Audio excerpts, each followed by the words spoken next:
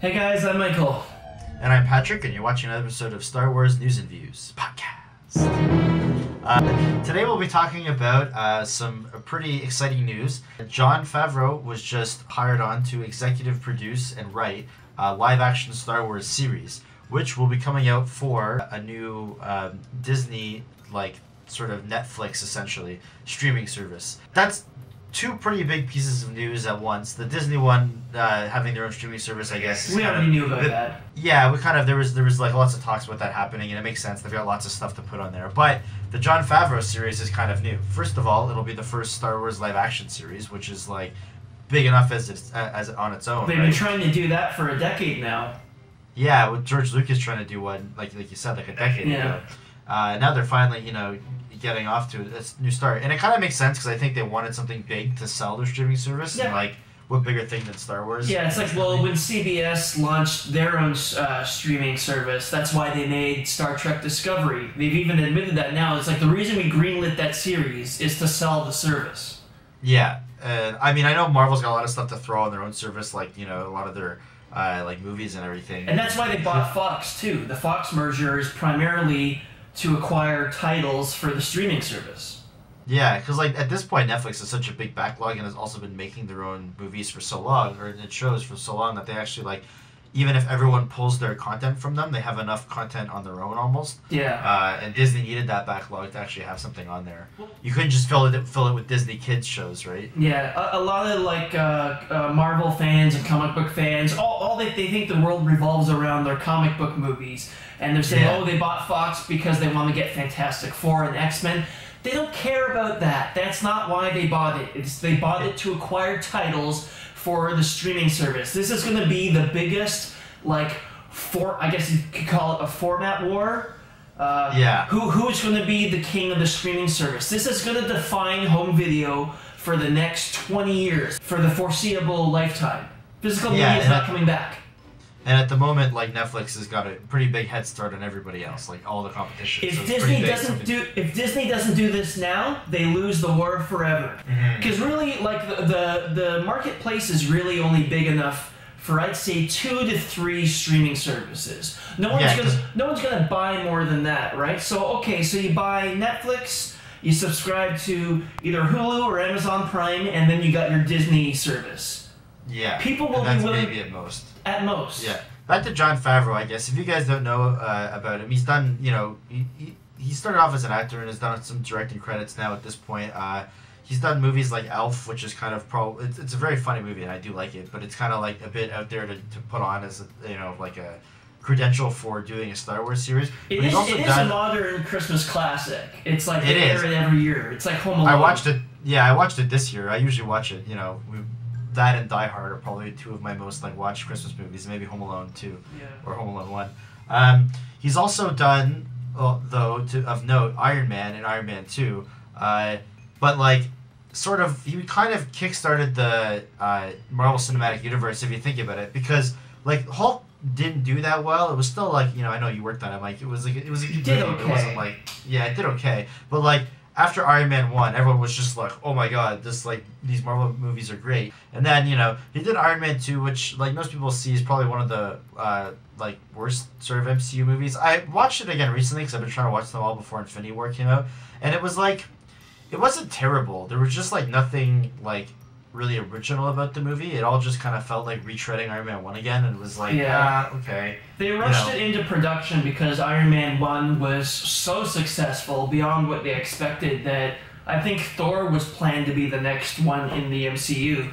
But before they even got to that, they're okay, we need to follow up Iron Man right away. That being said, he also was an executive producer on Iron Man 3 and The Avengers, so he's been working pretty heavily with the MCU. And he recently completed the live-action Jungle Book. And he's currently working on the live-action Lion King. At least there was a human in the Jungle Book. There's no human in the Lion King, so I don't know where they're getting this live action from. But the Jungle Book was a huge hit, so he's pretty deep in Marvel's pocket right now, so they trust him.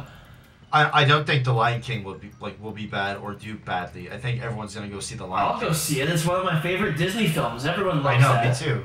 So yeah, Disney trusts Jon Favreau. But I guess like the next big question for us is like, what is the series going to be about? We haven't really talked that much about it. It was just about like how much hope it.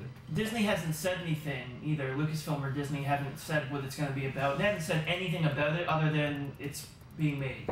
Yeah, and so like my hypothesis would be, I feel like for the Game of Thrones like directors, what they're gonna give them for their own trilogy, Knights of the Old Republic. It's gonna be Knights of the Old Republic. I'm imagining that's If it's not, I'm gonna be really upset. Yeah, and I'm pretty sure everyone kind of like feels that way, and it seems to be like the most likely scenario. So if they're gonna do a series, I don't know if they're gonna tackle the same like part of the Star Wars universe, right? Yeah, I think also doing an Old Republic series, I feel like that's a little bit too high budget too. I know Game of Thrones has a pretty high budget, but Game of Thrones is essentially set on Earth. Like, yeah, if you think about, like for instance, I guess the closest thing would be something like Firefly, where it's there's like space travel, but for the most part, most of the part and stuff like that, right? Yeah, they're usually on planet, and like the problem is they can't do full like wars and high budget CG for every episode, and each costs like millions of dollars, right? So I guess the other thing is that Jon Favreau's, if you look at his filmography, it's pretty eclectic. So I don't really know exactly what to expect from it. Like he's done Elf, Jungle Book, Iron Man, and then as an actor, he's been in films like Made. He tends to go more towards mildly comedic subject matter, I'd say. Like there's always a little bit of sarcasm or humor in this. A lot of, not all of them, but like a lot of his films. So I really don't know what to expect. And then there's the question of, so George Lucas was working on this live action series, and according to him, they basically blueprinted a whole series with a definitive story arc to it. And it was essentially set in the Star Wars criminal underworld. Now that canon has kind of been like, they're not beholden to that, they can pick and choose what they want. I don't know. Yeah, repurpose it and just use the general storyline that they had planned out. I think, like, as far as we know, at least that's something to go off of, I guess. Like, if we had to, like, guess anything, I guess that would be the best place to start, is assuming that they would continue with that series. It's a good thing that you can keep as an ongoing series, because there's always going to be, like, these factions of criminals sort of in competition with each other, and it's an easy way to build up a story. And it's kind of separate enough from the actual like movie universe that they don't have to like connect it too much. Kind of like some of the Marvel stuff on Netflix was it takes place in the same like world, but they don't really connect the two together. Kind of keep them a bit separate. They might do the same thing with Star Wars here because they don't have to worry about writing over each other and stuff. It's also for budget reasons too. It's a good way to make it realistic as a movie series because a lot of scenes could take place in like dark rooms and like mob bases and stuff like that, or like on ships. Yeah, and like bazaars and like trading sort of areas and stuff like that, where it just could be like a lot of like set pieces put together but like reused and stuff. And if you want to really like toss fanboys a bone, you can have like the series premiere is like a Boba Fett storyline of some kind. Yeah, and it won't you don't have to worry too much because they never really revisited them in the movies after that. You can even have Darth Vader make a cameo if it's set during the time of the original trilogy, right? Yeah, and you know what? I mean, I think that might be the place that, in my opinion, I think that might be like the time they're gonna sort of set this in, just because that seems to be where like a lot of fans are drawn into. And they also did Rogue One, which can kind of lead into it a bit with some of these like rebel sort of characters and Without getting into too many spoilers, if you've seen the series finale of Rebels, we flash forward to the end of Return of the Jedi, and it kind of sets up a new storyline. And maybe he's going to explore that from after there. Rebels. Yeah, okay, that makes sense. Yeah, I mean, unless they want to continue with that and do it live action, but I don't know if they're really going to go that route. The only problem with doing it in that time frame is, like, you might have to include, like, stuff about, like, Luke and Leia and Han, which is going to be kind of impossible at this point to talk about, like between those two films and get those actors on board and everything. So I don't think they're really going to like retread that sort of territory, but they might. Like it might be something set in that area, but... So Favreau is executive producer and writer, and in television, the executive producer is kind of like equivalent to the director in film. He's like the creative, or she is the creative head. Essentially. Yeah. And like, you know, they might still direct an episode or two. Like he might do the pilot and the season finale sort of thing, and just kind of like, I'm not saying he will, but it's possible that that's what he'll do for the series, and then just have other directors direct like mid sort of ones. But it's kind of like, because each episode can kind of just be its own thing, but the overall story is kind of like the point of like a series is kind of like where someone being the head over all of it is kind of where it's at. Yeah. Yeah. Usually the executive producer of a series directs the pilot. That's usually what they do. Yeah, I don't know. I guess we'll have to wait and see. Like, there's so many Star Wars projects up in the air. Rian Johnson's making a whole trilogy. We have no idea what it is. Game of Thrones, I keep forgetting the name. I just keep calling them the Game of Thrones people.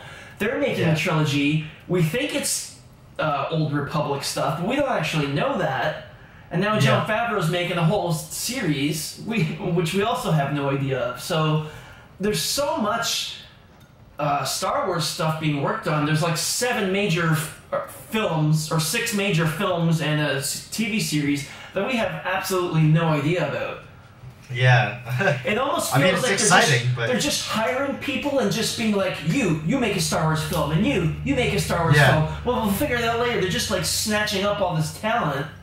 It's like Netflix. They did did 700 new shows and movies this year or whatever. It's like, man, they're just giving it away to anybody who asks for it, right? Maybe we can get our own Star Wars movie, Mike. Let's, give Lucasfilm a call. Waiting for that phone call. Yeah, so I mean, it's pretty exciting though. Like, I'm looking forward to all of it. I'm looking forward to them giving us any information so we can speculate more, which is always, a huge fun part of all of this is kind of trying to figure out what it's going to be about. But I just hope they have a plan for all this, because like right now, like that's what some people are saying, like, they're starting to turn on Kathleen Kennedy a little bit, because it's like, does she really know what she's doing? Like, is there a plan? Because it doesn't really feel like there's an overarching plan to, like, when like Marvel, they live like 10 years in the future, it seems like. I feel like the expanded universe never really had too much of a plan, because it was also just given to so many people, and so many people ran with it. That like, and it wasn't held in the same scrutiny too. Well, so the difference, I guess, with the Marvel one is that, like, Marvel, a lot of the stuff that they're doing in the MCU has been done in the comics to some extent, and they're just translating it to film. Yeah, they so it's a little bit. They don't have to sit down and make it up. They just adapt what's already there. Yeah. So that's kind of like, that just might be an inevitability of the, sort of Star Wars cinematic universe, is that it's going to be kind of all over the place and there's not going to be a big plan. But we'll see. It'll be cool to watch the show. I'm pretty excited for it. So it's kind of like a new format that I guess they can get away with in streaming services, because it was a lot more difficult to do that when you have to wait week to week for it to air. Yeah. And try to catch every episode. And, they want to do reruns, but who wants to watch, if you've never seen the first episode of Game of Thrones, why do you want to watch the middle episode of season 2, right? That's the main reason why I haven't got too deep into Game of Thrones, is because I have to kind of start from the beginning. I haven't jumped into it for the last couple seasons. I've been watching here and there, but I'm like, I have no idea what's going on. They can make really good stories that way now. So especially with streaming services, to be able to watch them. It's ideal. I'm excited. That. Yeah. And I'm excited to see how Star Wars does in this, regard. So, everyone leave your thoughts on what you think this could be. If you're looking forward to it, or if, whatever your feelings are. We always like hearing from you guys. Alright, thanks for watching, guys, and we'll see you next episode.